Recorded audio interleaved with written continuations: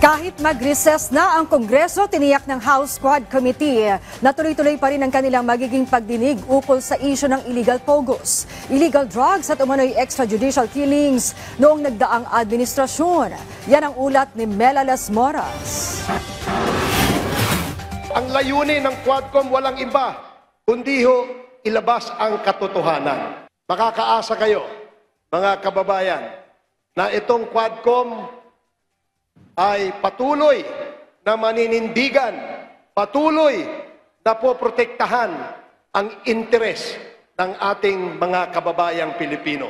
Yan po ang aming pangako sa inyo. Ito ang tiniyak sa publiko ni House Quad Committee Lead Chair Robert Ace Barbers sa gitna ng patuloy na pagdinig ng kanilang joint panel ukol sa illegal pogos, illegal drugs at umano'y extrajudicial killings noong nagdaang administrasyon. Sinabi ito ni Barbers nang bumisita ang kanilang komite sa groundbreaking ceremony ng isang eskwelahan sa Bawan, Batangas. Panauhing pandangal din dito si House Speaker Martin Romualdez. Sabi ni Barbers, may mga bilin ang House Speaker sa Quadcom at ito ay ang mga sumusunod. Isa lang ang direksyon ng aming investigation.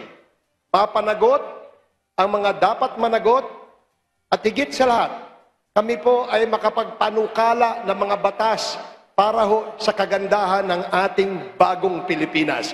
Sa naunang pahayag ni House Quad Committee Co-Chair Bienvenido Abante Jr., iginiit niyang kahit mag-recess ang Kongreso, tuloy-tuloy pa rin ang kanilang magiging pagdinig. Mahalaga kasi anyang matukoy kung sino-sino ang mga opisyal na umunoy sangkot sa iligal na droga na siya nilang tinutuntun ngayon. Kaugnay niyan, isiniwalat pa ni Abante kung sino ang isa sa mga general na tumulong naman kay dating Iloilo City Mayor Jed Mabilog para makaiwas sa kamatayan at siyang nagbabala rito patungkol sa umano'y mga kalaban ng dating administrasyon na nais ipadawit kay Mabilog sa iligal na droga. Matatandaan na noong nakaraang pagdinig ng Quadcom, inilahad kasi ni Mabilog ang pinagdaan ng kalbaryo matapos siyang idawit sa darklist ni dating Pangulong Rodrigo Duterte. Sabi ni Abante, si dating PNP Chief Camilo Casculan ang tinutukoy ni Mabilog, bagamat pumanaw na ang general noong nakaraang taon. Sa hiwalay na pahayag ng isa pang pinuno ng joint panel na si Quadcom Co-Chair Dan Fernandez, iginiit niyang sa susunod nilang pagdinig sa loob ng linggong ito, marami pang dapat abangan ang publiko.